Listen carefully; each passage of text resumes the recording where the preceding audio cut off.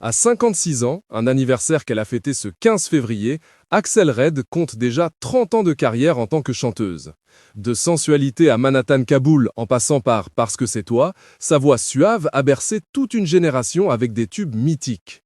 Au cours de ses tournées, la star née à Hasselt, en Belgique, a découvert de nombreuses régions françaises et l'une d'entre elles lui a particulièrement tapé dans l'œil.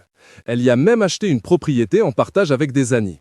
Axel Red l'a confié elle-même sur France Bleu, elle est tombée amoureuse des Hautes-Alpes. J'ai un chalet avec 8 couples d'amis dans les Hautes-Alpes. On se retrouve là-bas 1 ou 2 fois par an, on connaît les gens locaux et j'adore. On est vraiment adoptés là-bas comme des Français. J'ai quelques endroits en France comme ça où je me sens française.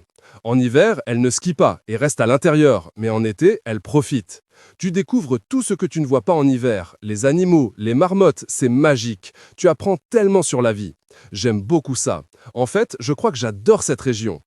Et pourtant, au départ, Axel Red n'aimait pas cette saison dans la région. Avant, je pensais que les vacances à la montagne l'été, ce n'était pas chouette.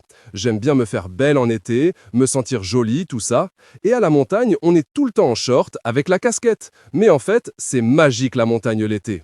Au bruit de la ville, Axel Red préfère le calme de la campagne.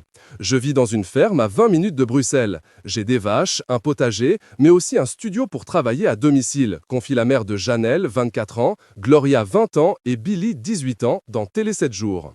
Si elle quitte la tranquillité des champs, ce n'est pas pour les soirées VIP. J'adore discuter avec les gens. En revanche, je ne cours pas après les mondanités. Je n'aime pas ce monde de strass et de paillettes où l'on t'admire pour ce que tu vaux plein abus que pour ce que tu es, a-t-elle ajouté. En même temps, elle a raison. À quoi ça sert d'avoir des maisons en pleine nature si ça n'est pas pour en profiter ?